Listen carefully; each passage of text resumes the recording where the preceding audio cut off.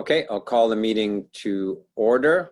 A couple of things to note. Councillor Elliott is not with us tonight.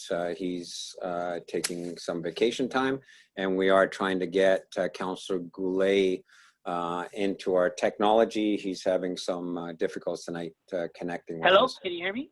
There we go. Excellent. So are you on the phone or are you on Zoom? Okay. I'm on the phone. Sorry about that. It's coming up, but it says I'm on, but some reason it says I am unmuted. I can hear you guys. I can see you guys, but. Okay, so we'll just treat this.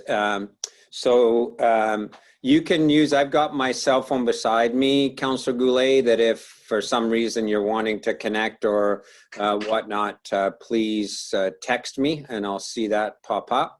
Okay. And I will call for your vote verbally if necessary, depending on how we do the vote, whether it's in opposition or whether we're doing an up-down vote. So we do recognize we meet on the traditional territory of the LHTAKO DENE Nation. With respect to the agenda, we would like to just simply reposition 2 agenda items just because it makes a bit more sense to present them that way. So staff report K1 and K2, we just want to flip the order of that. And so K2 will go first. Other than that, the agenda is as presented, no late items. So can I have a motion to approve the agenda? Councillor Rudenberg, Councillor Vic, any questions or comments on the agenda? Anyone opposed? Seeing none, that motion has passed. Adoption of the regular minutes of our last meeting. A motion to adopt. Councillor Paul, seconded. I'll second. Councillor Goulet, questions or comments? Councillor Paul? Yes, I'm not looking for a change to the minutes, but under F2, page 5, item number, I think it was 83 or B3. In any event, I did not exit the meeting. I just simply shifted sideways so I could blow my nose. And so I still had I still was in the meeting. I just want to make that clear. See him on the screen. Yeah, so I think, so that just triggers for us, Councillor Paul, that we need to figure out a way to describe what we normally do to the public when a council member physically sort of exit, even if they step out of our council meeting to blow their nose, we still record that they stepped out. So Gina can give a little bit of thought to how we do that, because your point is taken, you're still engaged. It just, you can still hear everything, you're still participating. So we'll figure that out. Thank you for pointing that out. Okay, other than that, anyone opposed to the adoption of the minutes? Okay, seeing none, that motion has passed. Moving on to council reports and discussion items. Councillor Vic on the North Cariboo Senior Council liaison update. Thank you, Mr. Mayor.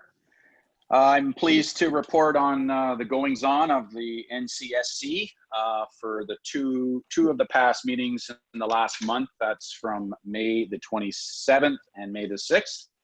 I'll just give some broad highlights.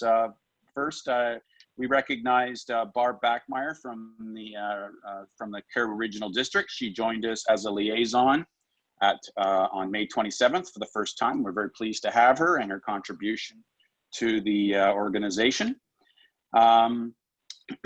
We also advanced our brand and marketing initiative for the society.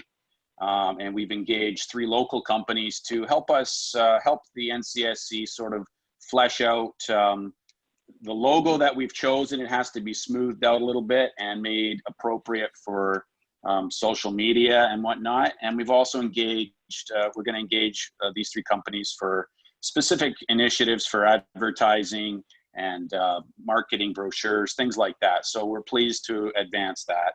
We're also pleased to announce that we have a website domain locked and loaded, and that is caribooseniorscouncil.org. And the site is not live as of right now. We're still building it, but it is locked and loaded and booked. I'll now get into some of the activity, some of the hard work that's been going on in the last month.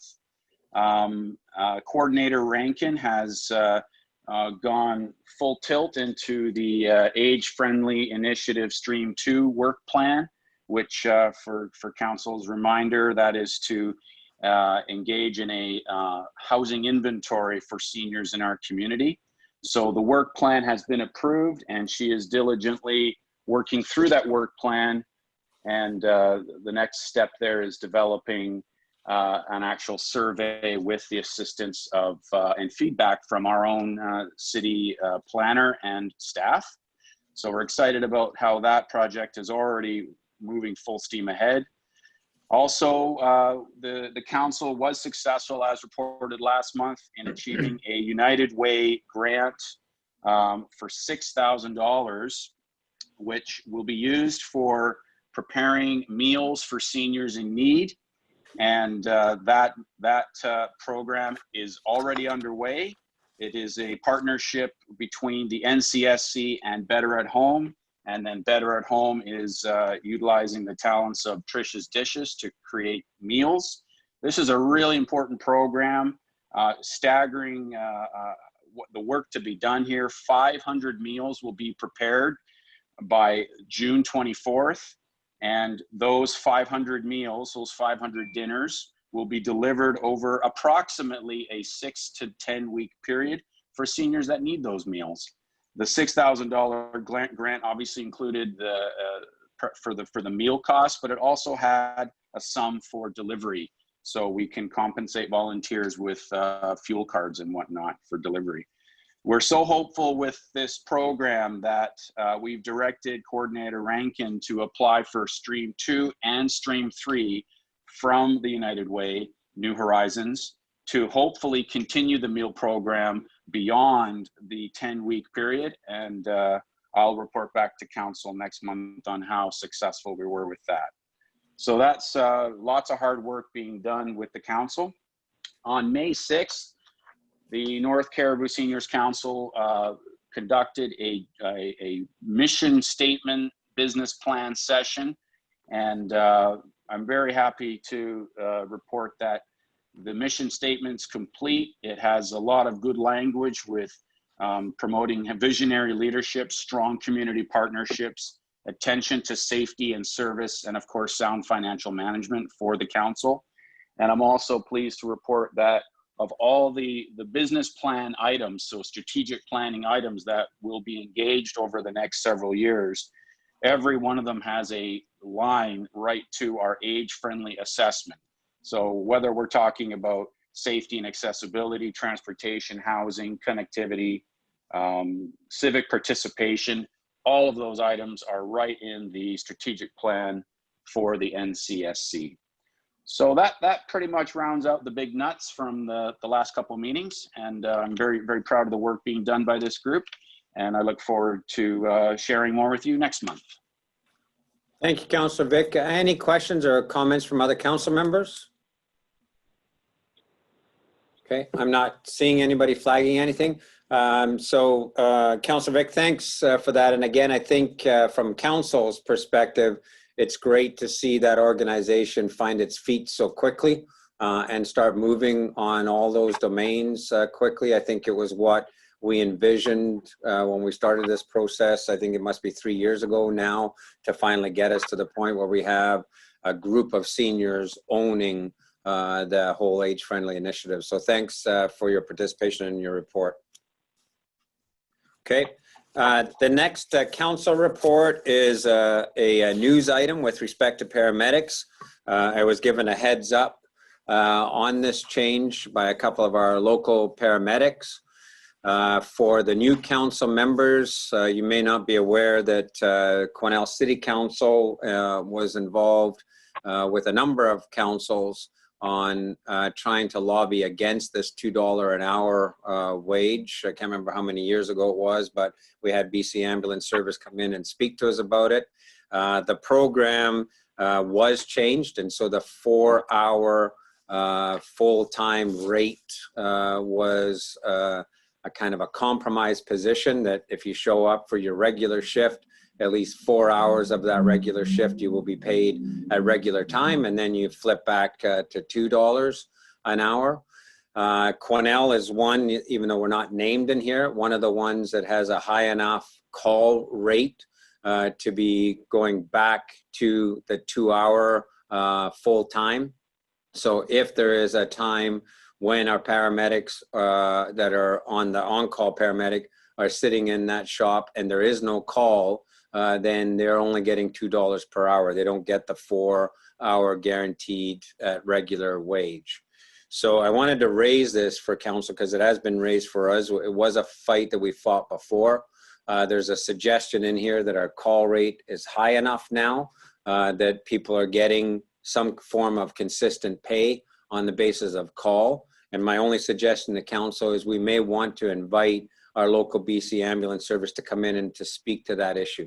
Do they agree with the assessment by the BC Emergency Health Services that we are one of the ones that's going to come out of that 4 hour regular pay situation? Or do we still have times when we're asking people to work for $2 an hour that are highly qualified, highly skilled individuals?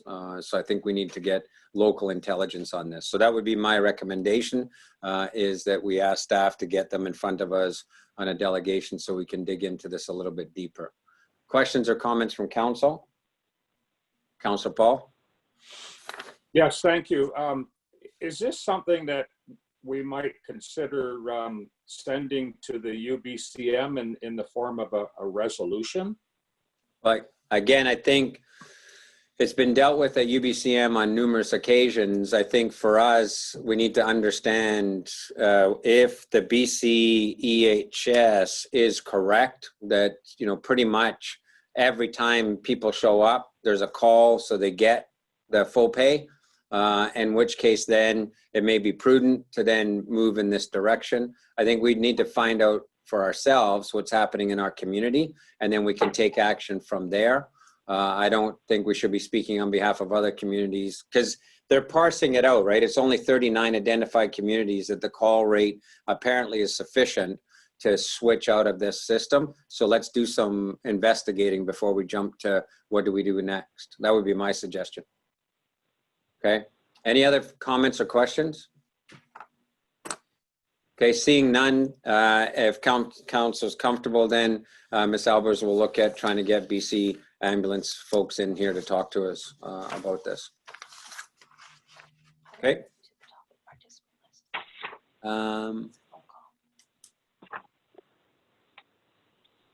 That's Jeff. I know, but it's Jeff. It says Jeff Norbin there, right, at cornell.ca, right? No. On the blank? The 9833519. Oh, that might be Tony. Okay, I'm going to lock the meeting there. Okay. We're just making an adjustment here.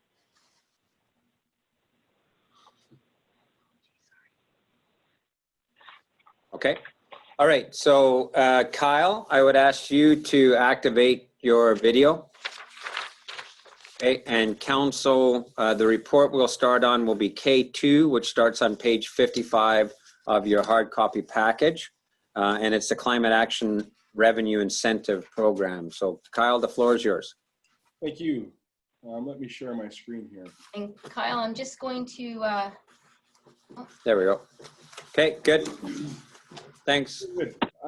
So for those of you who aren't too familiar, this is a reporting that we've done every year since 2008. The Climate Action Revenue Incentive Program is exactly what it sounds like. If we take climate action and report to the government, then they'll give us a rebate on the carbon tax that we pay through the year.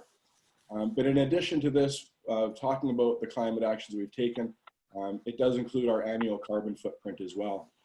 So I believe it starts on page 55 of your agenda package. But I'm just going to briefly overview page 56. We have had some good things happen this year. We had our official community plan updated to reflect the emission targets that you've set for the city and the community. We've adopted a new bylaw that increases density through secondary suites and the addition of carriage homes. We've hired a landfill manager to really assess our options for that and the methane emissions that are present there. We've continued to investigate through the FCM this climate plan that I'll be speaking on later. And the other one I'd mention is we did participate in a BCIT pilot project this year that really looked at not just our carbon footprint, but our ecological footprint as well. I hope at a future date to be able to present that to you, but currently as a pilot, we're working with the data.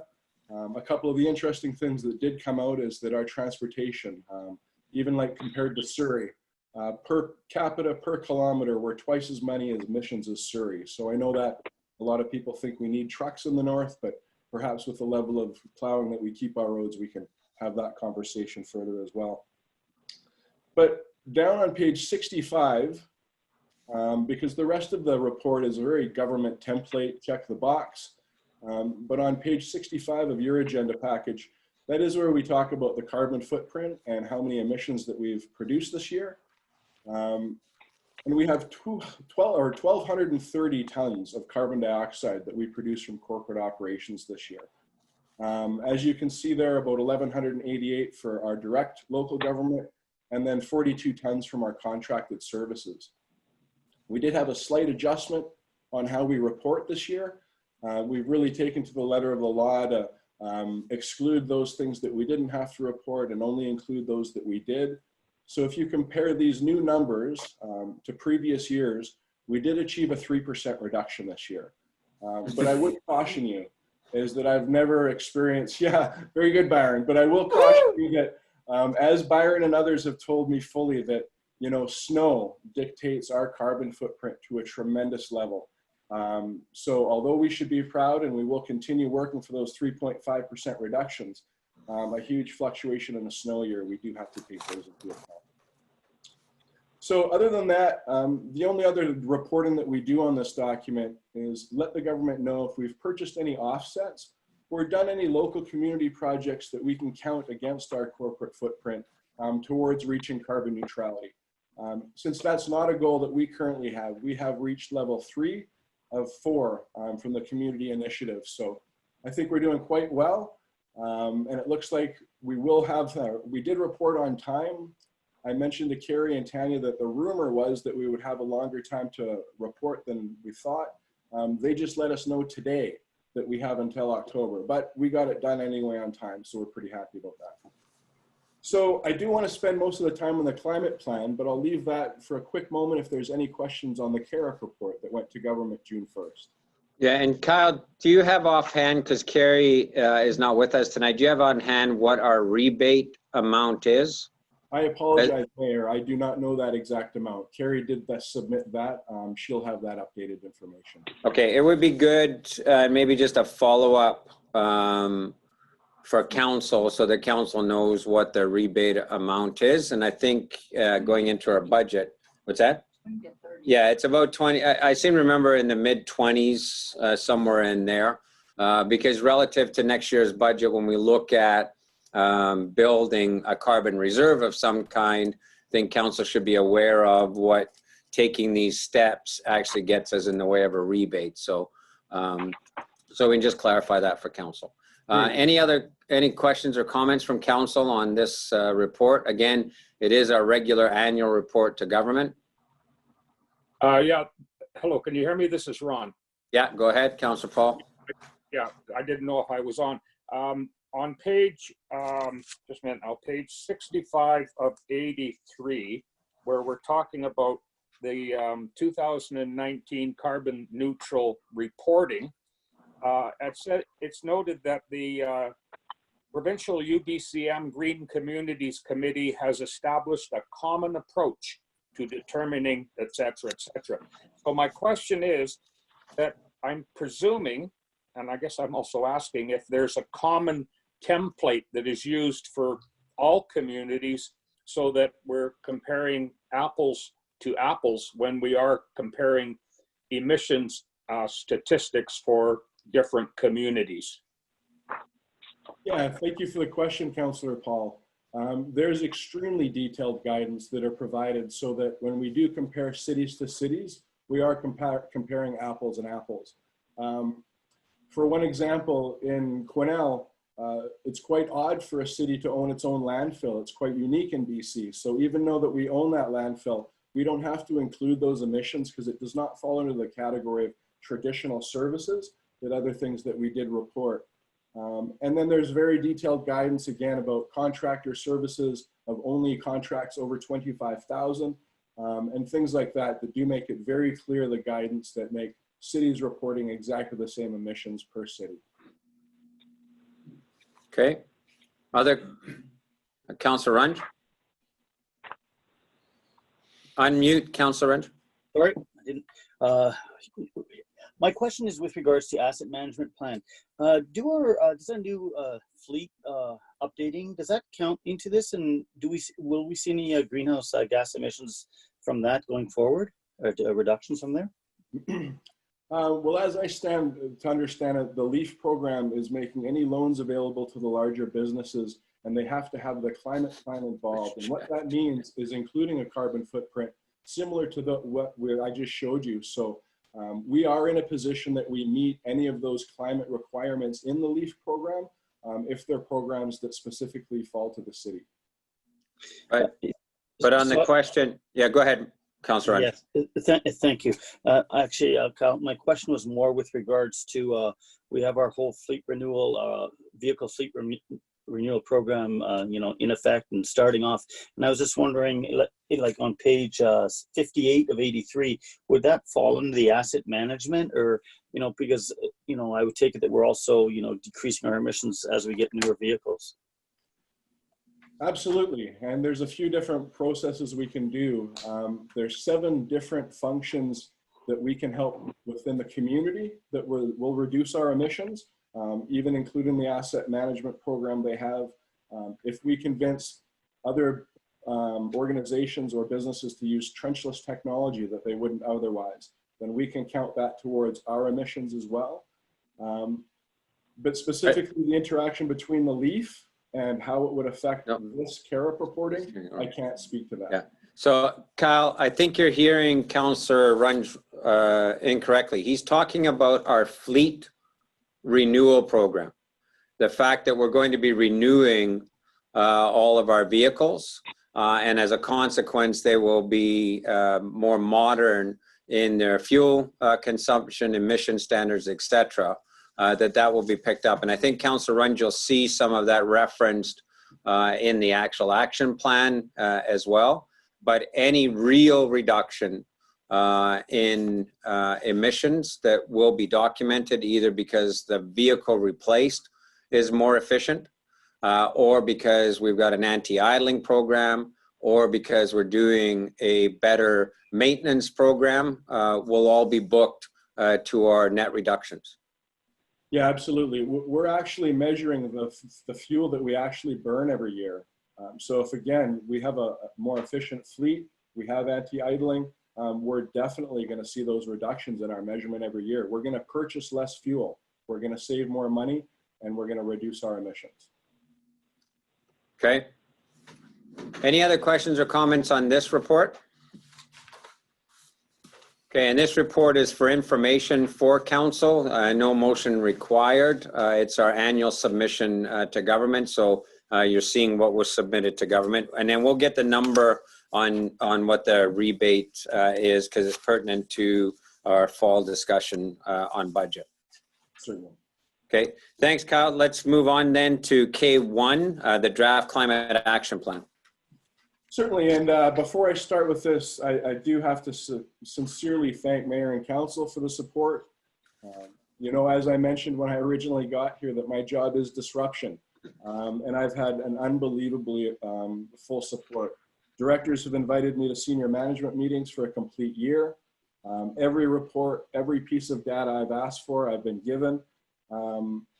I was even invited into all the budget planning processes. So I can clearly tell you that the other FCM coordinators are incredibly envious. I've been given every opportunity to do my job, and I really do appreciate that. But it's been a bit of an eye-opener to see how the city has to handle core services, neighborhood planning, community services, all while fluctuating budgets are in front of you, changing provincial governments, floods and COVID. it has really been an eye-opener, and I really do understand why the city manager and others have really pushed me towards more of an operational plan to show you what this would look like. But I do have to walk a fine balance because engagement can't be a tokenism. Engagement really does have to be including the community, including the staff who are going to be engaged with this. If they don't feel a part of it, the uptake probably isn't as likely. So I've really tried to walk a balance between still being able to discuss these plans, but being able to incorporate the talents and the skills that we may have in Quesnel. We may have someone in our purchasing department who just went to a webinar or saw a webinar on green procurement and is extremely excited about doing this. But until we get out there and talk about it a bit, we'll have some trouble doing so. But on page, let's see, on your agenda item, it's page 18. I just wanted to start with a bit of an overview of the process. I mentioned this originally when I presented the FCM grant. There's a process that they want us to take, but it is a tried and true process. First of all, we have to take a snapshot of what our greenhouse gases are. We've done that for a corporate level, as I've just reported to you in the CAREUP document. And we've also done so on a community level, which again, we're very lucky in BC. Many of the other coordinators across the country are still just trying to gain that number. And I have extremely detailed information coming from 2016 from the Community Energy Association. So we're very lucky that we've had not just completed inventories, but high quality ones. The next, on October 4th, you as a council did approve new targets, 3.5% reduction for the city corporate emissions. And then the community emission reduction targets, we did follow the province of a 40% reduction of 2007 levels, and then 80% by 2050. And I do have to say that, you know, that last target is difficult. I've gotten the sense over the last year working with the staff and mayor and council that we would prefer to have a community-based system brought up to the province, a really community-honed, specific to Quesnel. And I hope that we can do that for the corporate climate action side. But unfortunately for the community side, with these type of commitments, we will have to rely on the province to take some leadership. They've set a goal of 95% organics reduction within 10 years. We cannot do that without their help financially. So the next stage would be to develop a climate action plan. And that's what I've tried to do through the year. Try to learn about the city processes, learn about the constraints of Quesnel, learn about the positive aspects, learn about our strengths, and really work with the directors to prepare what would be a pragmatic plan, something that can be possible. You're not going to see in this plan me suggesting to ban natural gas on new buildings like in Vancouver or other, you know, really stringent climate initiatives. But there are some ideas in here that I do think that can really take hold. Number 4 is the public engagement process. And as I've already mentioned, it's not easy work sometimes. And this is what COVID's really thrown a wrench at us. We can't have public gatherings, and I can't just piggyback on others that are already happening. But I do really call on council to discuss this with their constituents, their family, with all of us. If there's parts of this plan that cannot be done, then we're going to know so afterwards. But public engagement always has some nuggets of gold. It exposes some talents, and it creates that community plan that then we can show the province instead of the other way around. And then hopefully we have something by the end of the year that I can show the city staff exactly the policy A, B, and C, and how that would be implemented and what the cost would be for 2021, whether it's the beginning or the end of that. So again, the plan has some distinct portions in it that I do have to really caution on, and I've already mentioned it, but we have a lot more control over the corporate side of this plan, where the community side, we're going to do our best, but again, we do have to follow the province on some of these initiatives that they've laid out. Okay, and before I move on further, I did want to mention in your document, I have included some information on declaring a climate emergency. I'll just leave that for you if you have any questions in the future about that. But I think you'll notice tonight that, you know, the climate plan itself has some challenges to implementation.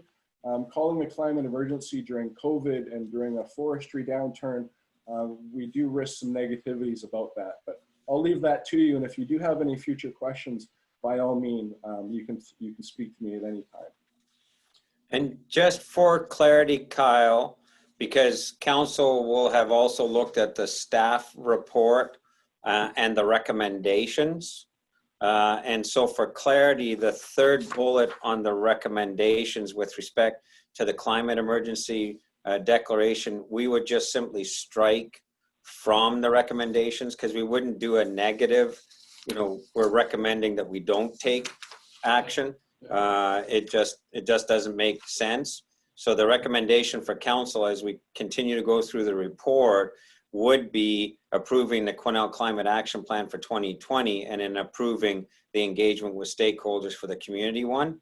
I think the tacit decision of council is we'll revisit whether or not we need to do a climate emergency or whether it's useful to do a climate emergency at a later date. We don't have to negate it because we don't, it just is an awkward thing from a motion perspective, right? Okay, understood. Okay. Thank you. Thank you. And for council's edification, there's a backgrounder on climate emergency in the report that Kyle's speaking to. But again, that's for edification. And at some point in the future, if council wishes to revisit the issue of climate emergency, we'll just bring that report forward and deal with it in the moment. Right now, all we're dealing with is the proposed action plan and giving sanction to move on to next steps. Okay? Okay, certainly. Thank you. Okay, so in the report, again, it's a longer report. I'll leave you to read it. I'll just hit some higher points. But in our climate report here, I've only really included about 3 pages on climate change. But you know, you have to speak to the problem at hand to motivate people to act. The award-winning climate plan that we keep hearing about from the FCM in Kingston, Ontario, their preamble was 16 pages long. I really didn't think the appetite here in Quesnel was for that. So I've kept it short to climate change in Canada, and climate change in Quesnel. If you do have any questions about these things, by all means, please address me. The data comes from really solid places, but I do want to get to the actions that we can take to address it further down the report. But on page 22 of your agenda package, you know, I did want to mention that I am fully aware that Quesnel is an industry town. And that poses some challenges as well, not just perception-wise, but the fact that we may have a tremendous amount of missions in our industry side that we're trying to address in the community. But you know, there is a good story underlying this. Is number one, we're dominant with forestry, and really going forward with slight adjustments, forestry could be one of the most climate-friendly industries on the planet. And I think some of the examples that I've shown from West Fraser and what they've done really speaks to that. 75% of the total energy use they have is from renewable energy sources currently. The bioenergy they have is 7.6 million barrels of oil equivalent. But the big one I want to speak to is that they report storing 1.6 million metric tons of carbon in their products. And I think as we move forward in a climate constrained world, that's going to become extremely important. People are now understanding the difference between a bioproduct and something that came from a fossil fuel. And as we can cost effectively move away from the fossil fuel towards bioproducts, that can only mean good things for Quesnel.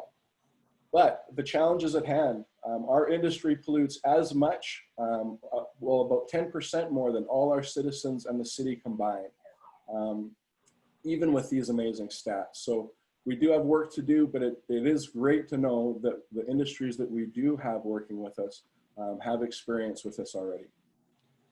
So Kyle, with respect to the report, and I know you've done some work with Aaron and Lacey on the forestry think tank process, and I think we're making adjustments in a lot of our reports around, you know, what's the COVID adjustment, et cetera.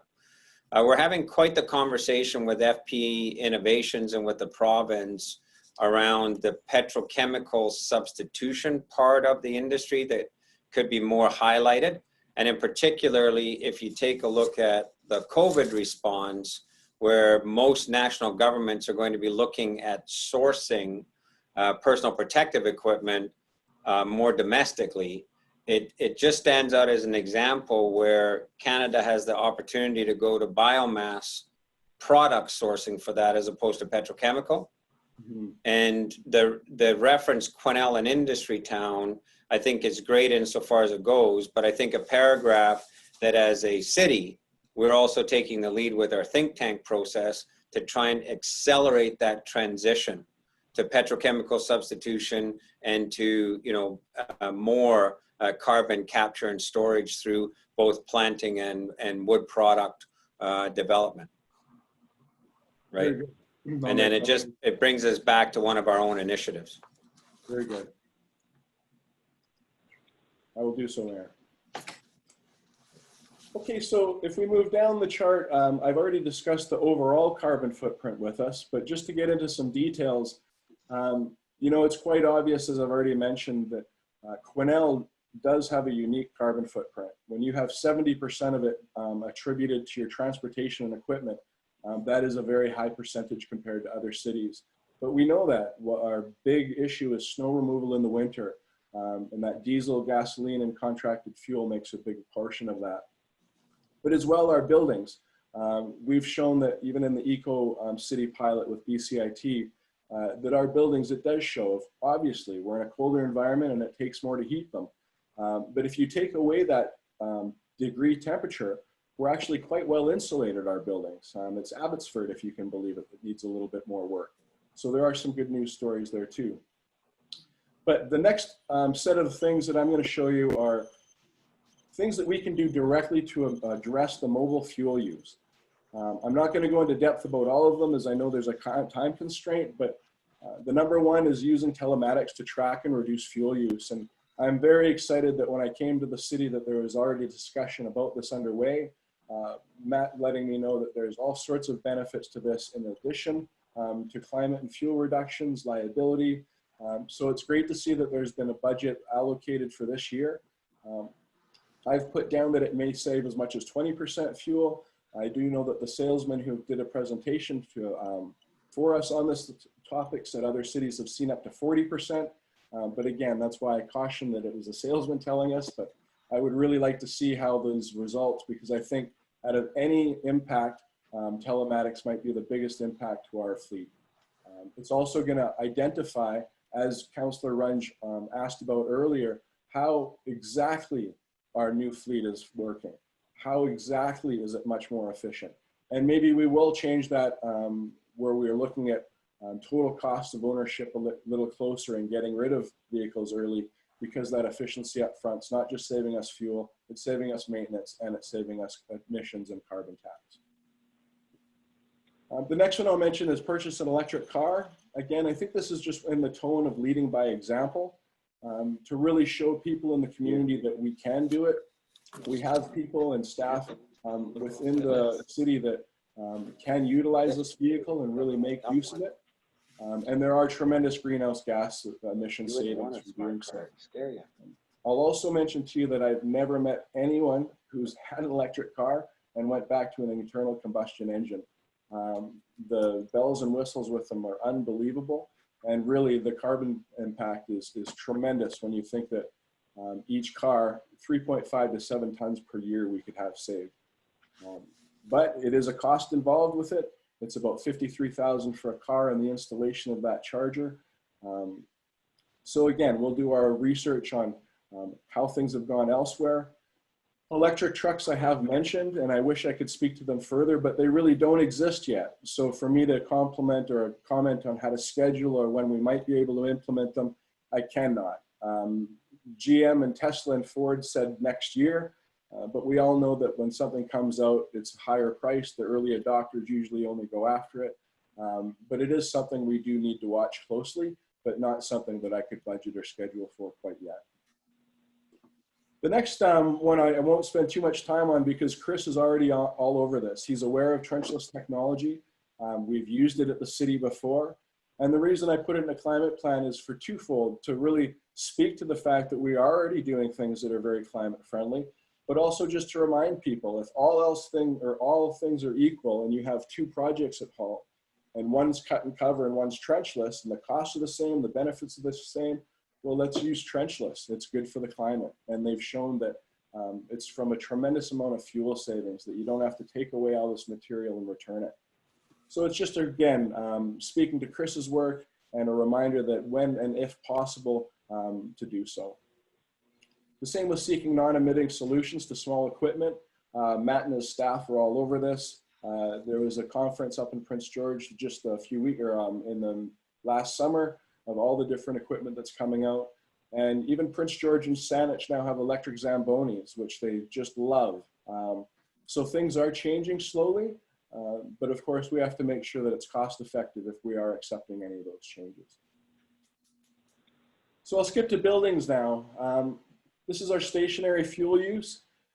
Renewable natural gas is a gas that's produced from above ground biomass, and it's produced from old dumps, it's produced from other waste sources, can be produced from wood chips. But the difference is that it's above ground biomass that has recently sequestered that, and as forestry and other things will hopefully resequester it soon after. So when you're asking me to look for emission reductions, this is one that I'm always going to jump to right away. But unfortunately, it's one of the most favorable and popular climate initiatives in British Columbia, and currently Fortis is sold out. Kerry did have me speak to our third-party supplier to see whether that would be a problem buying from Fortis, and they had no issue with that. But again, the demand is currently outstripped supply. So it is something to watch in future years. But in addition to that, later the community section is that the government has implemented the 15% rule. So by 2030, we're hoping for a certain percentage of renewable natural gas in the overall natural gas system. And then I think it's by 2050, 15%. So we'll all see those benefits. The next one I'll just quickly mention is to commit on energy modeling on all new city-owned construction.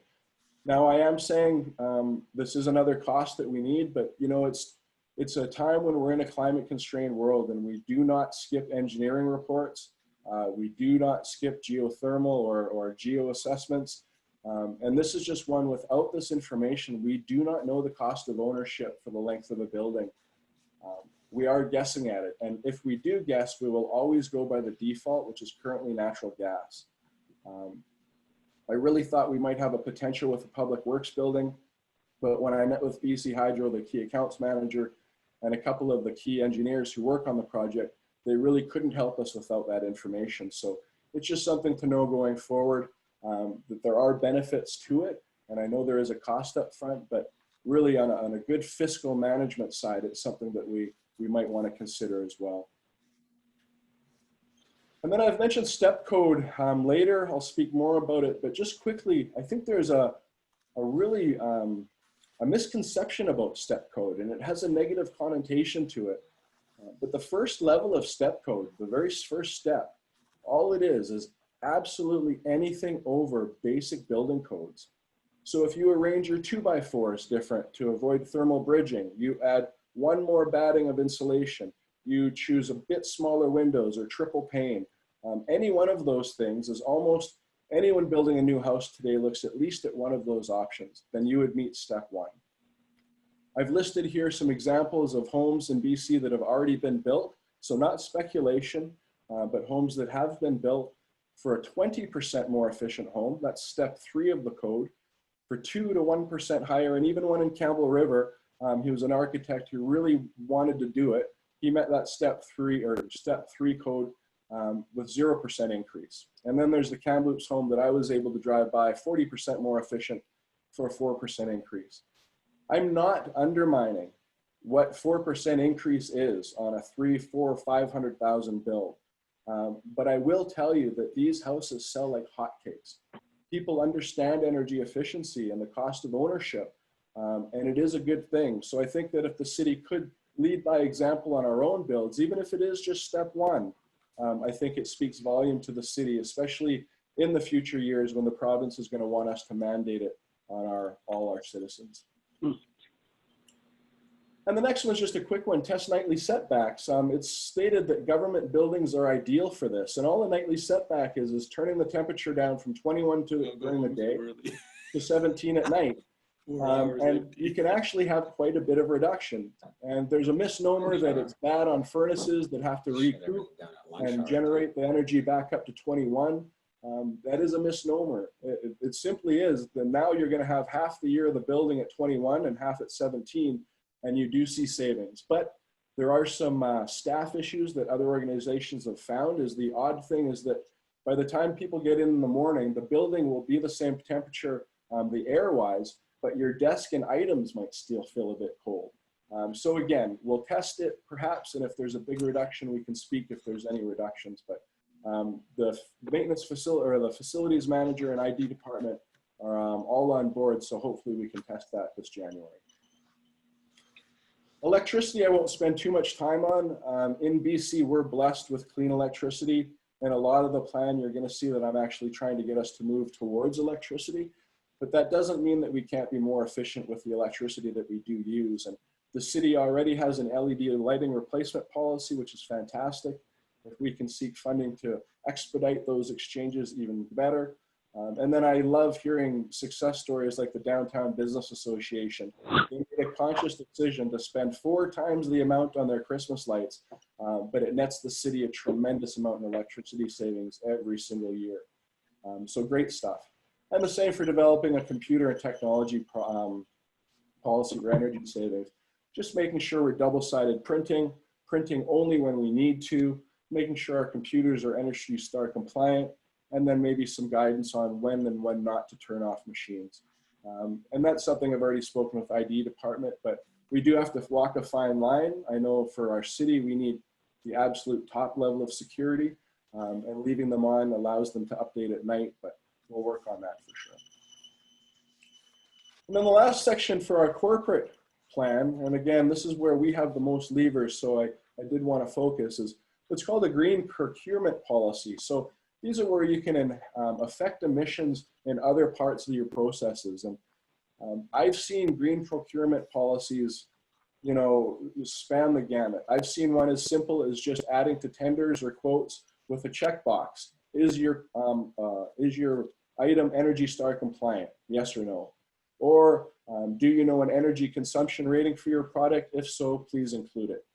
I'm sure that when we go out for tender right now for our vehicles, we always ask for a fuel economy rating. It's something that we're used to, but you can even go even further. When I was with the David Suzuki Foundation, they went so extreme on their photocopier that they only had 2 quotes from companies across Canada, and ended up buying a photocopier that uses 3 gigantic crayons that cost 4 times the amount per copy. So that's not for us, and I know that. But already speaking to our purchasing department, I think a fine line in between there, or something very basic to start, is something that we'll get it on the table and get us thinking about it a little more.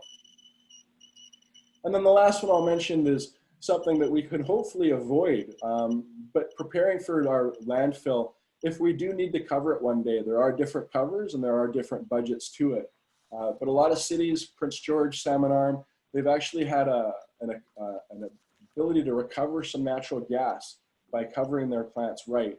I've been told our landfill may be too small for that to be economical, but if we are ever forced to cap a landfill, it is for greenhouse gas regions specifically. Methane's 21 to 25 times as bad as carbon dioxide, and any improvement that we can have on that is extremely valuable.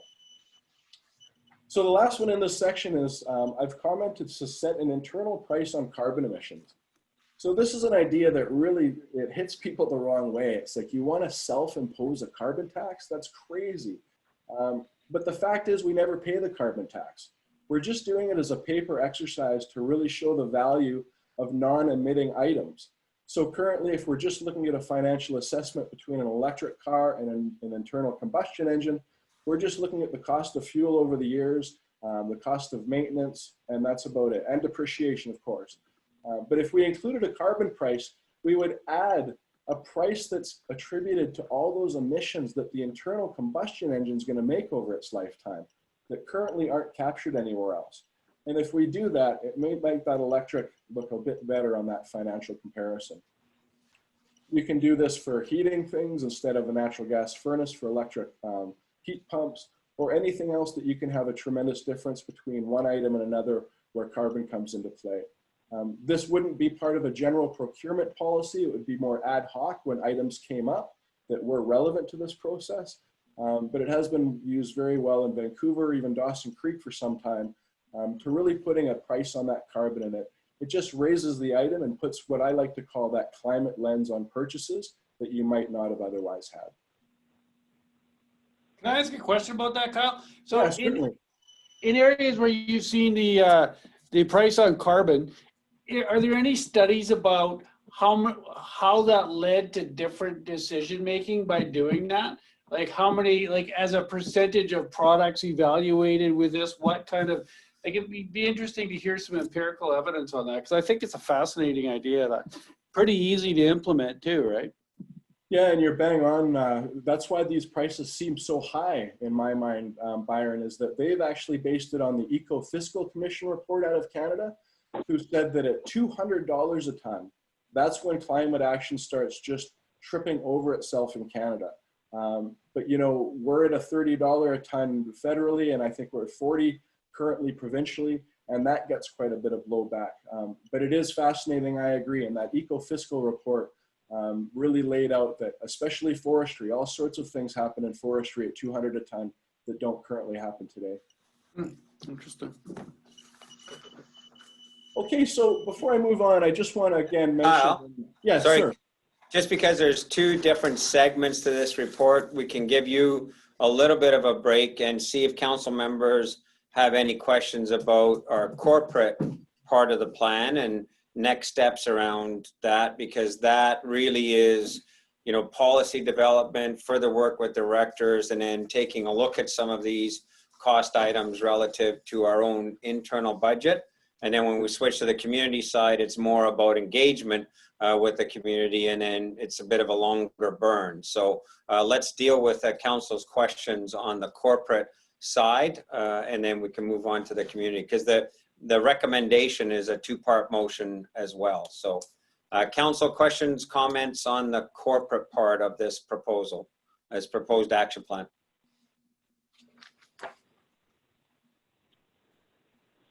Seeing no one rush to it.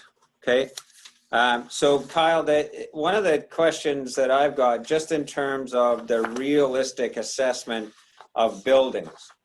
So for example, you know, we'll have a report come forward on our #1 fire hall. We've talked about the possibility we may have to go to referendum to do a replacement on that.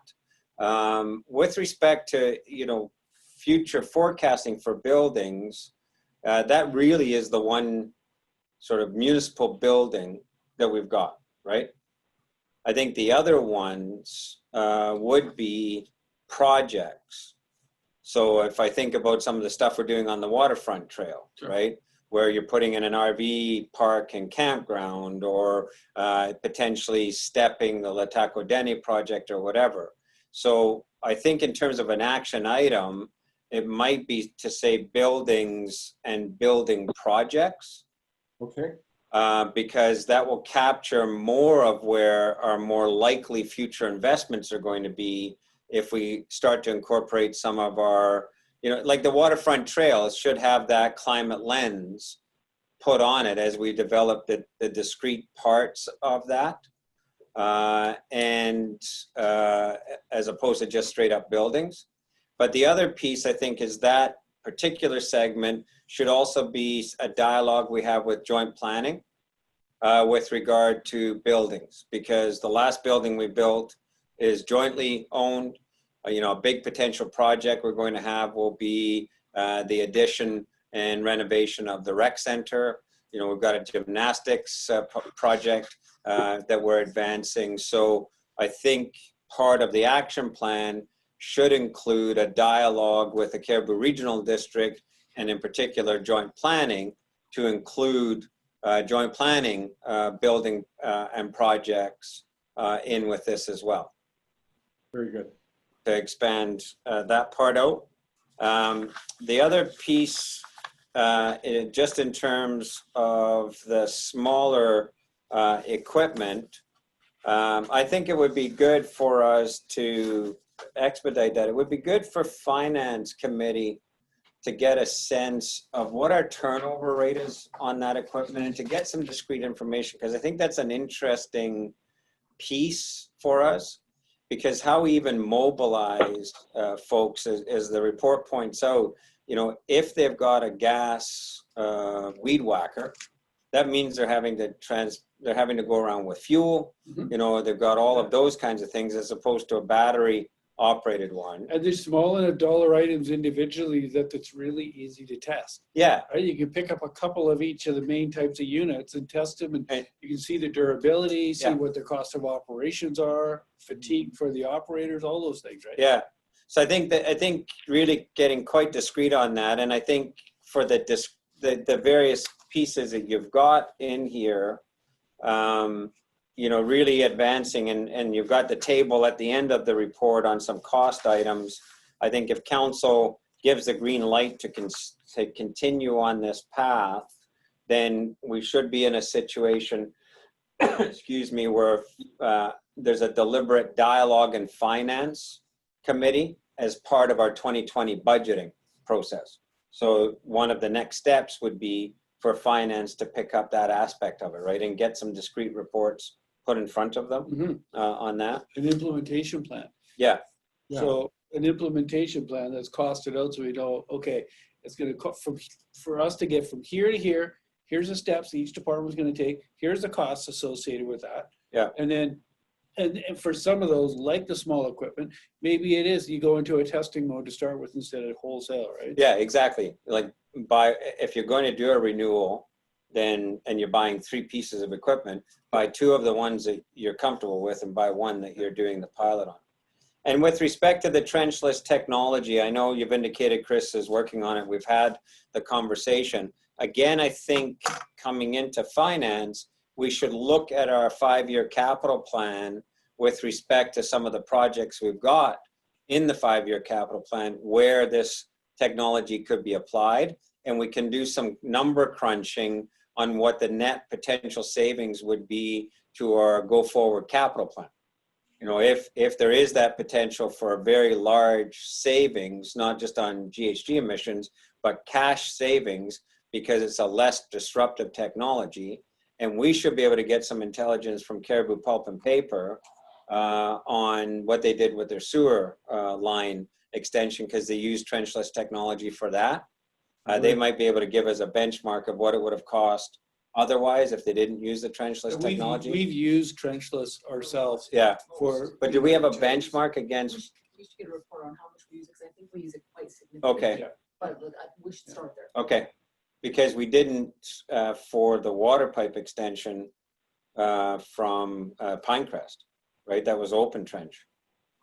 Right, and we've got another big extension to that. So there's a question bag. That's what I'm getting at. Installing a brand new line. Typically, trenchless is very often used when you're replacing a line. So you go in and you put a new line through, and then you burst the old one as you're moving.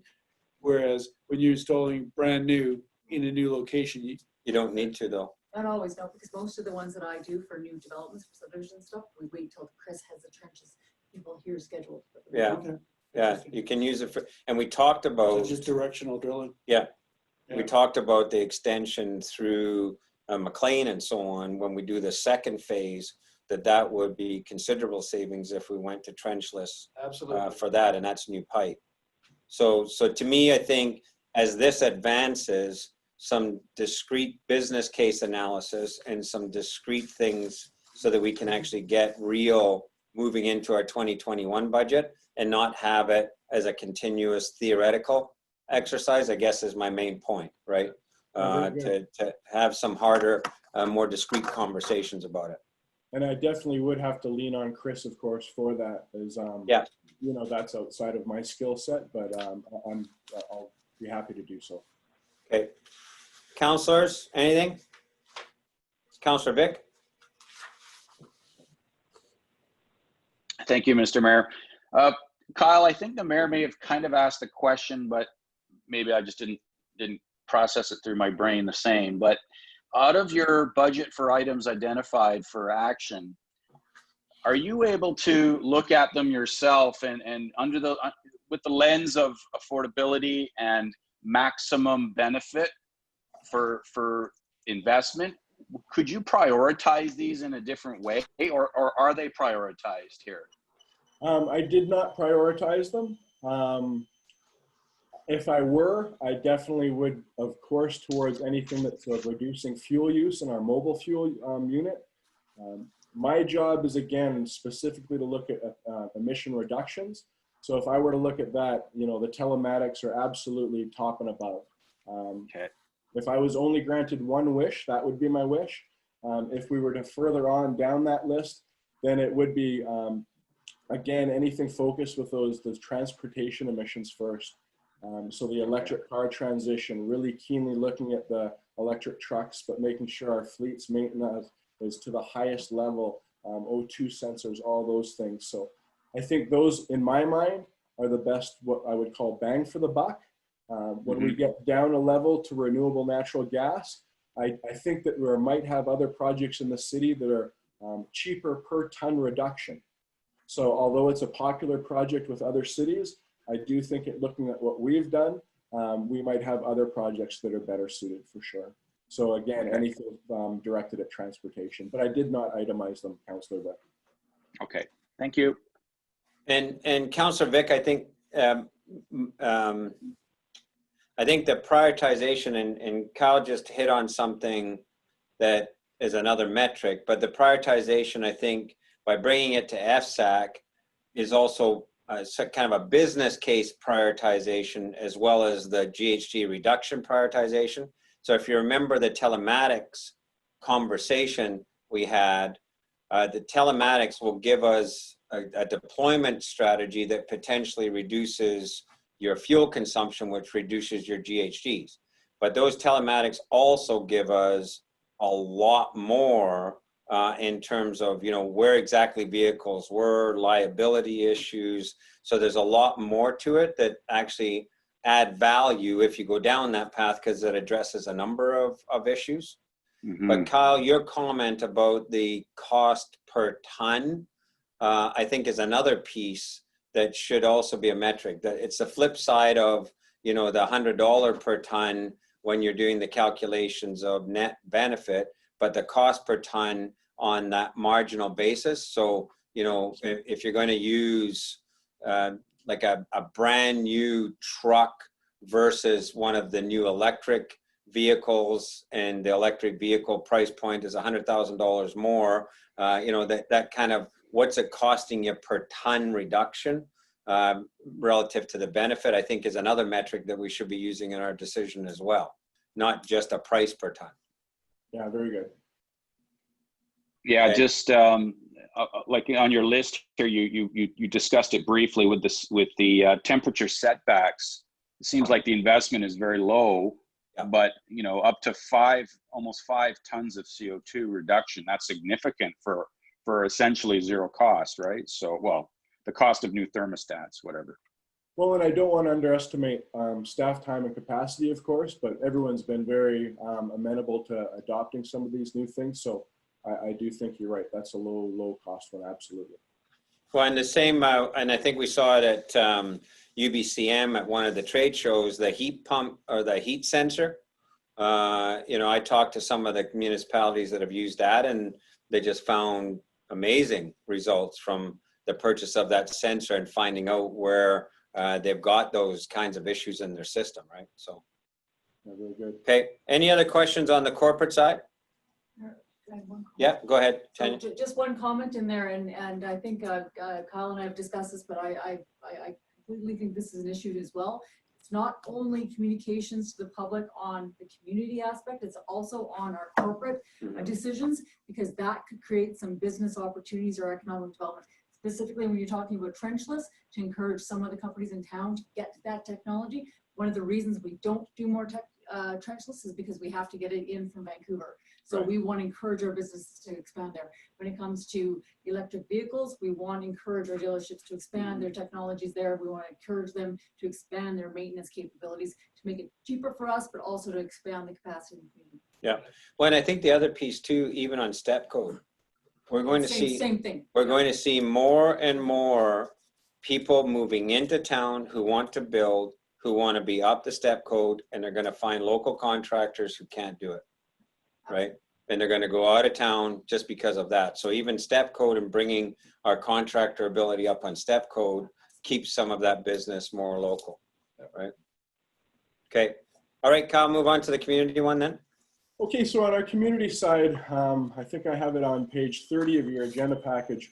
You can see the carbon footprint is actually eerily similar with 57% of transportation for our community. And again, it was incredibly interesting to see compared to Surrey that their kilometers traveled are half as intense as us. So again, it's not just about emissions, it's about cost. We spend a lot of money on plowing these roads, and I think people would be shocked that they could drive a car year round. But anyway, these next set of actions, I do want to stress that I'm using the language encourage or promote, as we don't have the levers as we did in the corporate plan. But there are a couple sections where we do indeed have the ability to make some action. So the BC Clean Energy Plan, they say that they're going to get to 75% of those emissions that we've committed to for our community through the actions that they've outlined that I've included in the plan.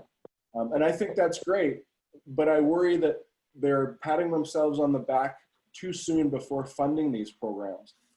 As I've mentioned, 95% reduction in organics, it's going to be difficult without them. So in the plan, I've outlined what BC is planning to do. I won't review those today, but I do want to go to the sections where I think Quesnel itself can have a bit of a change. As a city council and as a community, we can still make some differences. So in our transportation, we can encourage the additional fast transport or fast car charging. You know, Billy Barker Casino Hotel here led the way. I'm proud to tell people that all the time. I was proud to look in at Plug-in BC and see how many people went there just because it was the only one in northern BC. I really do think it helped Billy Barker for a couple years. And now that we've just in January had the first two, or I should say it's one, but it's 2 stations, level 3, which means you can get 80% of your battery charged in 20 minutes. It really is a game changer. Quesnel is now a bit of a hub for this transition period. And I think that the funding we're getting from the Northern Development Initiatives Trust, through that program, we're getting more charging stations coming to the information center, and anything we can really do to help this transition. I've even read a report just today that Suncor believes that it's unbelievably disruptive technology, that people have underestimated what this will do to the oil industry. When people realize it's only 1/5 of the cost to drive them, they're smoother, they're quiet, you don't wake up the neighbors, you can heat them before you get into them. There's no maintenance almost at all. It's a great thing. The next one would be to promote active transportation in our city. You know, we have just an unbelievable network of trails. We have the ability to promote this without having to do additional work, which is fantastic. Other communities who want to promote this are having to plan where to build trails and put more effort and money into it. Where Quesnel, we all know this is one of the true bright spots, and letting people know about the benefits of active transportation. People are already seeing it now from living or working from home. Less transportation costs. If you're walking to work, you're healthier, you're better shape, all those good things. And it's the same with driving less kilometers annually. I've put this in here just because it's a metric that we do get through the Community Energy Association when they do their carbon footprint. So we get that estimate from ICBC of how many people are living within 15 kilometers. Amy's already done studies and says we're unbelievably successful at this. People do not commute a lot in Quesnel, and so that's a good thing, but perhaps we can always do a bit better. Public transit use increase. I think this speaks to itself, but it is not without its challenges, especially after COVID. So we'll see how BC Transit addresses that, but if we can promote that we are looking for cleaner options, not just because of our climate initiatives, but because of our clean air initiatives, biodiesel and hydrogen would be welcome to be tested here in Quesnel. And then seeking efficiency in commercial transportation. The Central Interior Logging Association up north really set the bar for this. They give truck drivers training on how to drive to reduce fuel. They put telematics in their vehicles to track it.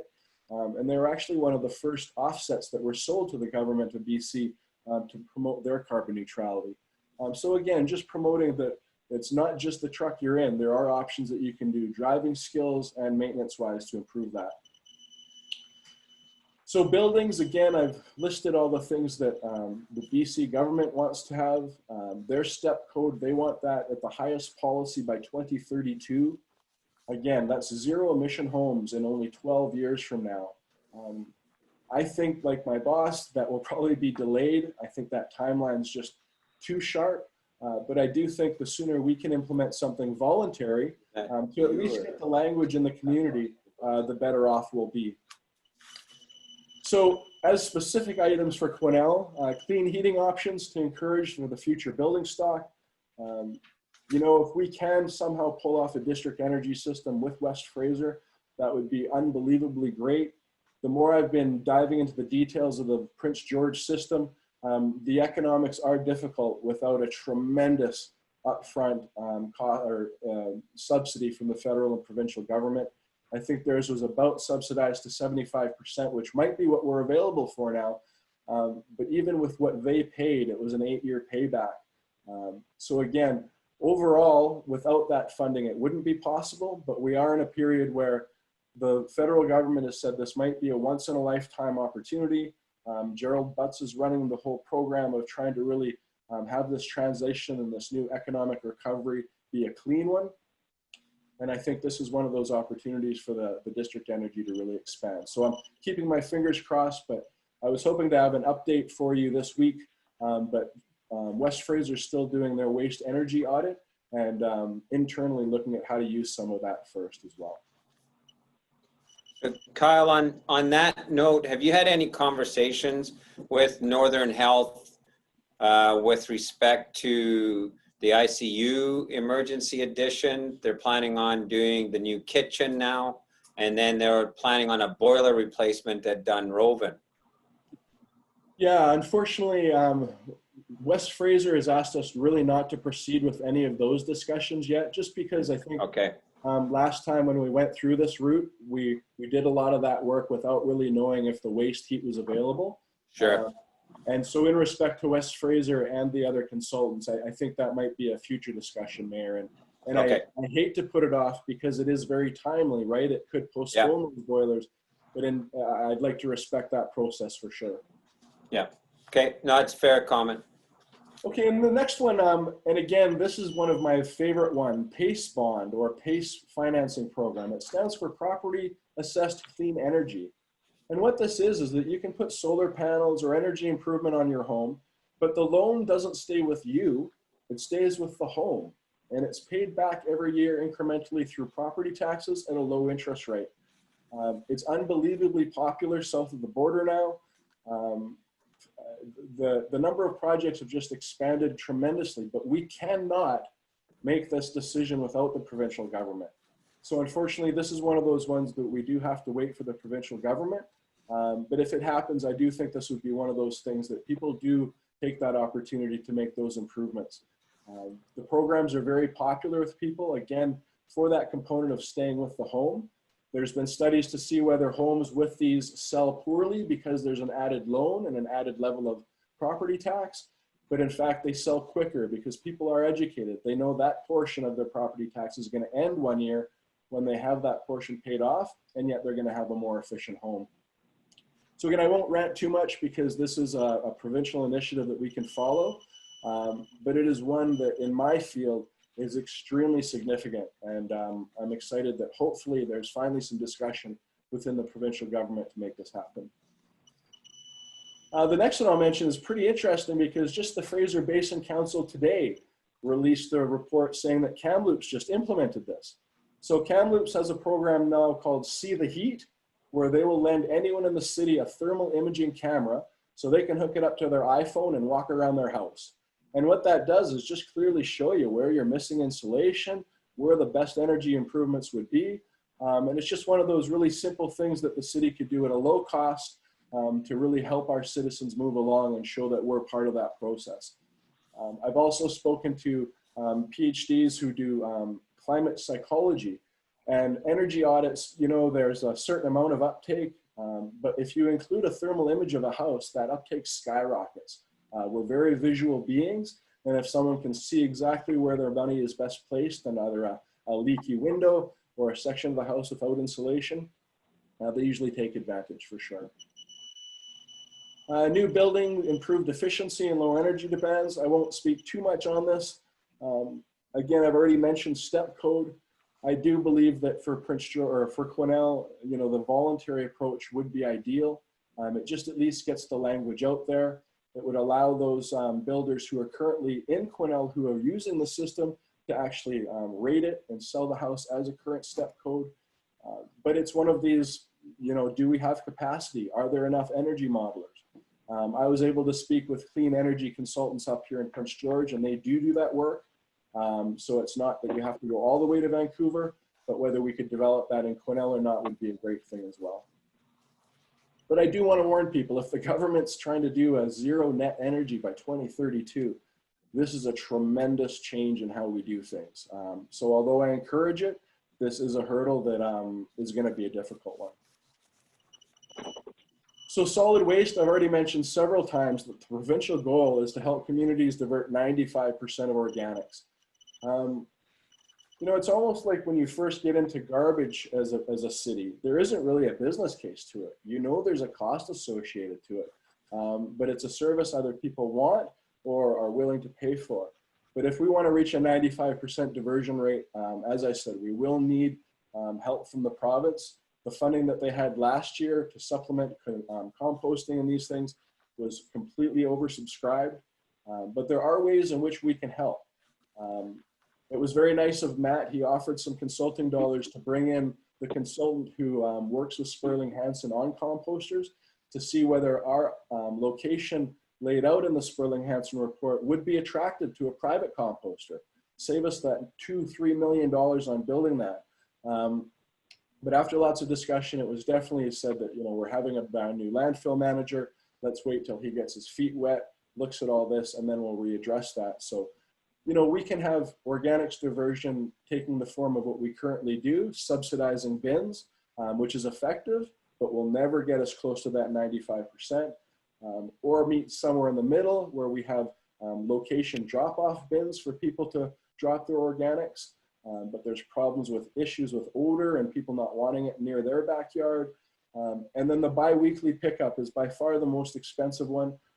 But if we were able to get that private composter, then the economics look actually quite favorable in that Sperling Hansen report compared to other expansions. It expands the lifespan of the dump by 15–12 years, I think it was. So there's a lot of benefits with it as well. But that's something that we can decide as we move forward and see the funding available from the government, see the expansion details that the landfill manager is contemplating, and make a decision then. So the other indirect emissions, and this is something that was really not really on my radar, but it was brought up from our communications department and quite a few other people within the city, is I unfortunately am not a social, you know, I don't have Facebook, I don't have all these other things, but it does not mean it's not critically important, and it does reach a whole section of the community that rely on it. So I feel that I am out of the loop. This is the first time I felt really, really old for my age, but I thank those for helping me implement this.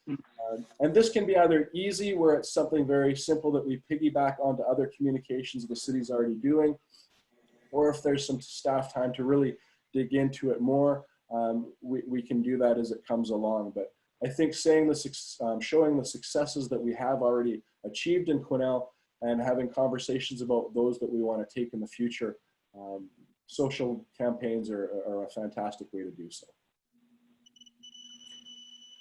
So the only other thing I'll mention before I let you go and take any of your questions is that this report was focused on what we call mitigation, how to reduce emissions, how to address the issues from climate change. But adaptation is something that, you know, you always have to have that adaptation lens on as well. And that's why when we did the floodplain mapping recently, although it didn't show too much of an increase per individual flood event, the chances of us having those flood events is extremely high under the current climate scenario. So the latest risk report from the BC government says by 2050, the chances of a 500-year flood on the Fraser River increase 5-fold. And if that were to happen, it would be the most costly natural disaster in Canadian history. So all I'm saying with the adaptation section is that be cognizant of it. If you are doing a waterfront plan, don't just look at the 200-year level, look at 500. And if there is something critical of infrastructure, then put it above that. Just be cognizant of it. If you're gonna build a bridge, build it stronger. If you're gonna build the White Rock Pier that was destroyed by current weather, don't build it the same way, build it stronger. And that's all adaptation really is saying. And I wanted to include it because, again, cities do have a lot of those levers with city planning and all these things to make those things work hand in hand, mitigation and adaptation at the same time. So I think I'm just going to leave it there. As I've mentioned, implementation of the plan, it really, I do want to hear the voices of staff and citizens, and whether it looks completely different at the end of an implementation or not, great. I will do my due diligence to do as much work as I can on an implementation plan on what that would look like. But until we have the goalpost narrowed a bit on some of these community actions, that'll be a little bit difficult. But the corporate side, I think I can get started on that right away.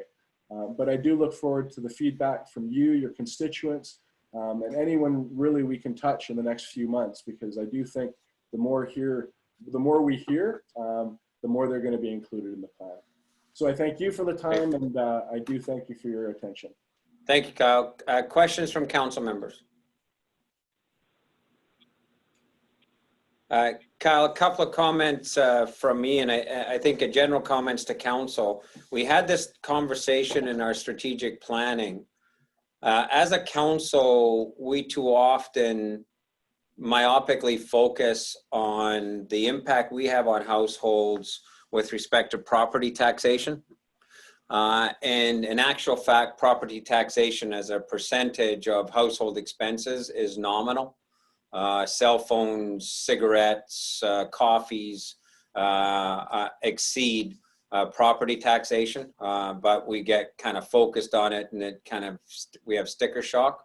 You can even argue the same with industrial tax. The bill is a large bill, but on a percentage basis to their overall costs, it's less than a rounding error for them.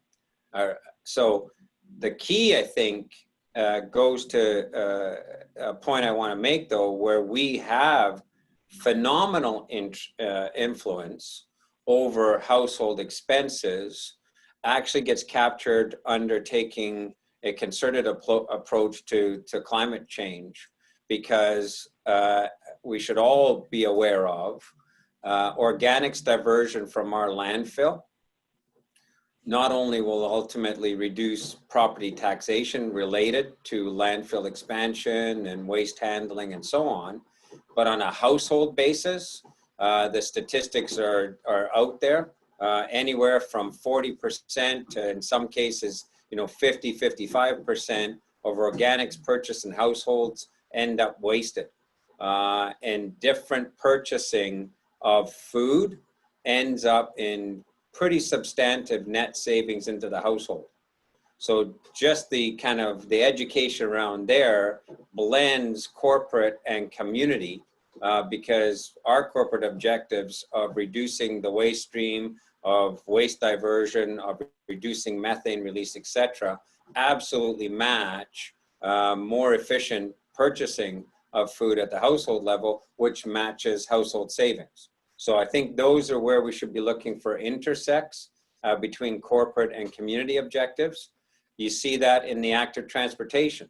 If we can get better at facilitating walking, biking, and even now with the whole idea of working from home, which has become acceptable now as a result of COVID, what does that do in terms of us reducing, or expending our money?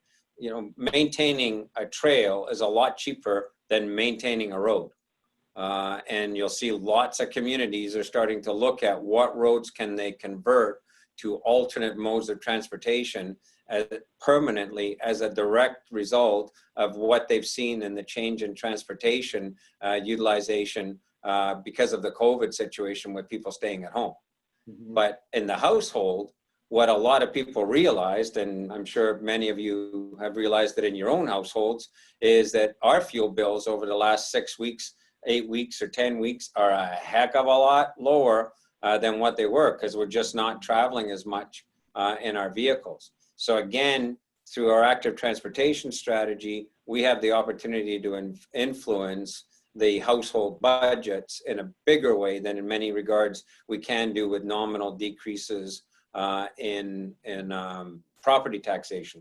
And then the final one, some of the suggestions around home heating, you know, the heat camera, grants and incentives for home improvements, etc.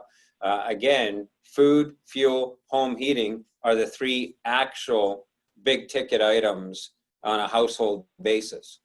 So I think on the social media piece, Kyle, I think we should actually get ECDEV, our communications folks, yourself in a room and have a conversation about moving into 2021, a campaign that pulls a lot of these threads together and activates the community as a community response. And I'm thinking of the old time when we had the big, you know, thermometers when we were fundraising for the CAT scan, or, you know, things like that, where some of the ideas in the social media of, you know, ride a bus week or walk to work week, or, you know, have you borrowed our camera, and do you have, you know, an application in for this grant? I think that rather than just engaging to get ideas, an activation campaign should be part of moving into 2021. And looking for those intersects between corporate and community objectives to really start applying some activation communications. You know, I just think that that would be the fastest way to get purchase to truly engage kids. And, you know, you take a look at the participation campaign, you take a look at what we did in just driving recycling, the 3 R's through the school system into the households. There's lots of evidence of activation campaigns really affecting change a lot better than just asking people for their ideas and then leaving them hanging. Yeah, very good. Right, and I think that's the kind of message that I'm seeing embedded in the social media piece, is a suggestion of activation campaigns. Okay. Thank you. So council, on the recommendations, it's a twofold recommendation, which basically says to Kyle, continue the good work. There are no financial decisions in here. It just is continuing to drill down, start to be a bit more deliberate on policy, start to be a bit more deliberate on some options where we may have to make different purchasing decisions, etc., with a view to bringing something together where it's a more concrete plan for 2021 that would have budget implications built into our budget. So the recommendation is for Kyle to adopt this fledgling draft implementation strategy, and for Kyle to continue the work and to engage the public. Can I have a mover on the twofold recommendation? Councillor Vic, so moved. Seconder? I can't see hands. Seconder, Councillor Rudenberg. Okay, questions or comments on the recommendation? Anyone opposed to the motion? Okay, that motion is passed. Kyle, thank you for your work. Look forward to digging in a little bit more and making this more concrete into our regular operating and plans and budget. Thank you.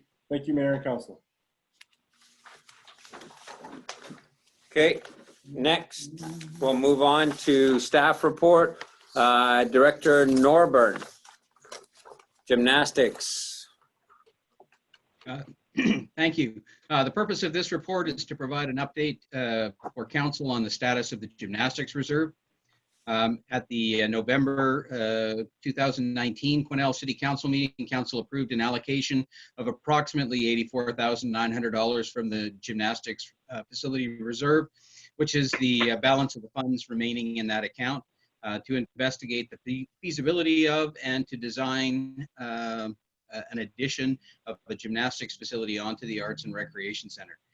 The city hired Cumberland Sullivan Architecture Studio in January to design the addition, and Cumberland Sullivan completed a schematic design for the project, which was presented to the Joint Planning Committee at its meeting on May the 19th. We also had a quantity survey, Class D estimate completed on the design to date, which estimated the project cost at $3.4 million. The cost of the design work to date is $38,700, which leaves a balance of $46,200 remaining in the reserve. It's anticipated that the balance of funds remaining in the reserve will be able to fund the next stage of design work, which will include advancing the design to the completion of design development stage, undertaking a site survey and geotechnical testing, and completing an updated quantity survey. Council had already previously approved the allocation of $84,900. So assuming that you're happy with the plan, the report is really just provided for information. Yeah, and so Council, I did ask Director Norbert and the city manager to bring this report forward because it's actually not up to joint planning to spend council's money. We actually have to affirm. So we took this to joint planning. We said to joint planning, does it make sense that the building would be articulated, butted up to the rec center, or the gap that changes the price point? Were they still interested in advancing this to a shovel-ready project? But because really it's not their money, we needed to just bring it back to council based on the conversation we've had with joint planning.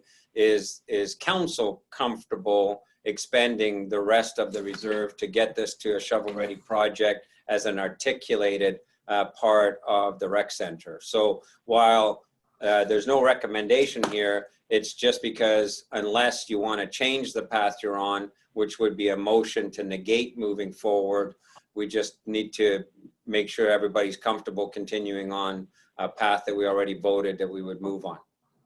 So anybody got any discomfort based on the conversation we had at joint planning with expending the remainder of this reserve at this time? Okay, seeing none, then we're good to go, and then we'll take it back to joint planning with the package. Okay, good.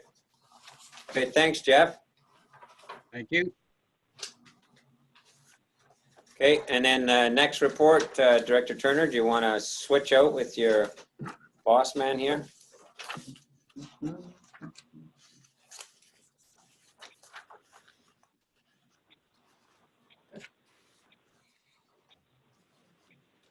Move it down, Jean. You can't be too close. Don't know what to do. You guys want those hula hoops with the hockey sticks on it? So you know what your distances are? Thank you, Mayor. The purpose of this report is to consider options for processing temporary expanded service area authorizations in the city. The Liquor and Cannabis Regulation Branch has issued Policy Directive 2013, which is attached, which will allow the temporary expansion of service areas until October 30th to support businesses whom are required at this time to be at 50% capacity. This allows them to expand their service area and maybe obtain more seats back. They're requesting municipalities advise whether or not they want to provide a pre-approval for this process for liquor primary and manufacturing businesses in the community. Even though the city will not receive the application from applicants, they are still required, the applicants are still required to ensure they meet all city bylaws and provincial legislation. Orchardville Brewery is in the process of making this application. City staff have no concerns, but will require council approval to extend the area of encroachment in the city's right-of-way. This is included as part of the recommendation tonight. Staff recognize the need to review our bylaws and ensure approvals to expand outdoor seating where advisable by the health authority are also expedited, and we expect to come back to you with some recommendations in that regard. We are seeing a number of communities right now, council, that are doing processes to help with that. At this time, we have a preferred process that we're looking at bringing back to you quite quickly that we think are going to meet any requirements for that. I just want to note that our economic development branch is through their calls to businesses are going to be inquiring whether our service industries are looking for this expanded service area. I've asked that they try and make special note of that. Give me any indication of what things they're requiring so we can make sure that we build that into the policy we bring back to you. I'm hoping that's going to come forward to me over the next week or two, and we can get that back to you very quickly. I'm not going to go much more into the detail of the background. I think it's all explained there in my summary. So I'm going to go right into the recommendation if council is so inclined. The recommendation is that council directs staff to advise the Liquor Control and Licensing Board that the City of Quesnel is providing pre-approval to cover all liquor primary and manufacturing establishments in our area to apply for a temporary expanded service area authorization, and that council approves staff permitting the further encroachment of Barkerville Brewery patio with a simple agreement from the brewery that the encroachment agreement provisions be extended to this area for the time of that temporary occupation, and that council directs staff to review and recommend policies and guidelines that will expedite and relieve restrictions on businesses attempting to expand their service areas while ensuring safety and accessibility requirements are not compromised. So on the recommendation, Councillor Runge, Councillor Rudenberg, second. Questions or comments? Councillor Paul? Yes, thank you. I'm presuming that staff will be addressing, and I'm thinking particularly of the Barkerville Brewing encroachment onto city right-of-way, that we will be certainly addressing any potential liability risk that might fall out of that. Thank you, Councillor Paul, and that's a great question. And in our existing encroachment agreement, we require that the facility has us as an additional insured in terms of their existing encroachment agreement. We're going to make sure that they make sure that's covered off in this new area. And any policy we bring you, any updates, will also require that for any expanded service area. Okay. Any further question? Councillor Paul to continue, and then Councillor Vic. Yeah, I have two questions. And the second question is regarding the list on page 81, 82. Is it an oversight that the government liquor store is not listed there? Well, I do not believe it's a oversight. I don't believe they consider themselves as a liquor primary. I mean, they're not licensed per se. They are just, we don't give them a license. They just are. Yeah. So I presume they don't even have to have a business license. Oh, I believe they do have a license. I would have to check on that for you for sure, Councillor Paul. Yeah. My assumption is they do. But then the intent here is for consumption. Yeah. Right. So the liquor store doesn't. Yeah. You're not looking for an expanded area for consumption. Yeah. I think on the list that I've given you, all those liquor I get stores that. are there I too. get that. But the recommendation in front of us is a recommendation pertinent to liquor primary for on-site consumption. So that, the questions about liquor store and all that stuff are kind of moot. The only ones, Mr. Mike's or wherever that might have the opportunity to expand out their service area, right? And a government liquor store would not be considered a licensee retail store. No. It's a government store. Yeah. Okay. Is that it for Councillor Paul? Yep. Okay, Councillor Vic. Thank you, Mr. Mayor. I'll be brief. I absolutely support the motion, and my only hope is, Director Turner, did you say that economic development is going to sort of outreach to other potential beneficiaries of this policy? Not directly, but they are on their second round of engagement with the business community regarding COVID.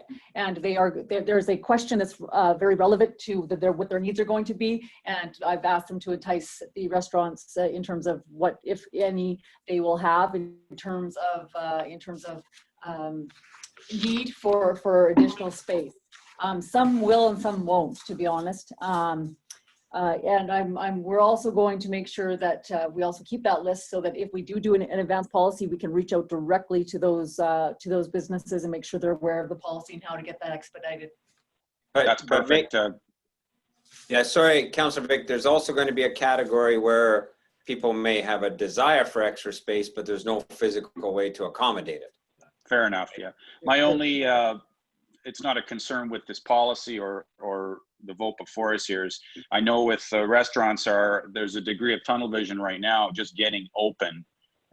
So yeah, definitely some form of outreach is going to be very positive just to get it in front of some of these business owners so they realize the opportunity. So hopefully that can happen.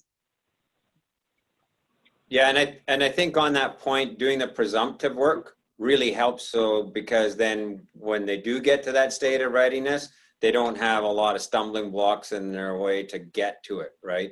So having Barkerville kind of lead and push, and then, you know, the government kind of stepping in, doing the presumptive work. I agree with you. I think once they lift their heads up and deal with the inside, if they've got that opportunity to expand, having the presumptive stuff will help. Okay. On the recommendation, anyone in opposition? Seeing and hearing none, that motion has passed. Thank you, Director Turner. No changes to upcoming meeting schedules. Just with respect to committee appointments, again, just a heads up, I'll be trying to engage with people, with councillors through June, because I think it would be better to restart the standing committees in September as opposed to start them up in September and then make the switch on our annual change, which is October. So we'll be working and looking at making the reappointments to standing committees for a fall restart. So I'll be chatting with councillors about that. I have a couple of quick quasi announcements just because we don't meet that often, and then council members, if you got announcements, future events. Council members should be aware UBCM has announced that it won't be an in-person, it will be a virtual convention and conference this year. So Director Bolton is going to see what that means in terms of any registration fees or whatever, and we'll adjust our travel budget accordingly. That will be part of the COVID changes that are going on. You will have heard, go ahead, Director Rudenberg, or Councillor Rudenberg. Thank you. So I would wait until the final announcements have been made around what the conference looks like, because there will probably still be a charge. So just be aware of that, because I am actually part of that committee. So don't jump the gun too quickly on removing those costs, because there probably will be a slight cost if you plan on attending virtually. And that's actually what I had said, Lori. So I had said that we expect that there will still be a registration fee, but past the registration fee, then we'll have that a budget adjustment because everybody's got full travel for NCLGA and UBCM, but we won't make the adjustment until we know what the registration fee is. I apologize, I didn't hear that piece. Yep. Okay. The gas tax, you may have heard the federal gas tax will come to us in a lump sum in June as opposed to two parts. For council's edification, that does not change our budget. It only changes when we get that money. And so it's just a cash flow thing for us. Okay. And just on a community note, I talked to PricewaterhouseCoopers today. I'm trying to get a formal clarification to the public about what's happening with CNC Wood Products. They've indicated they may try and get something out tomorrow, but CNC Wood Products is now in the hands of PricewaterhouseCoopers. Okay, so those are a little bit of oddball announcements, but I thought it was important that you sort of got contextualized around these things because they are public domain information now. Any other announcements or future events from council members? Okay, seeing none. Any gallery? Oh, Councillor Rudenberg, sorry. Sorry. I'm hoping that everybody did actually receive the NCLGA announcement about their virtual AGM notice. So that's already out there.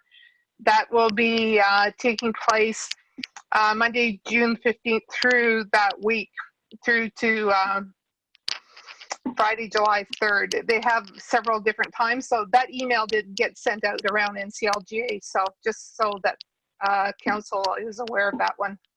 Okay, thank you. And just so you know, when you unmute and talk and move your head, your lovely earrings bang against your speaker there. So we hear this tick, tick, tick, tick, tick as you're talking. The wonders of technology. Okay, anything from gallery questions? Okay, seeing none, motion to adjourn. Councillor Rund, Councillor Vic, Councillor Goulet, you want to second that? Sure. Okay, so you got that? I did. Okay, and anyone opposed to adjourning? Okay, thank you very much, everybody. We'll see you on the other side of whatever this is we're on.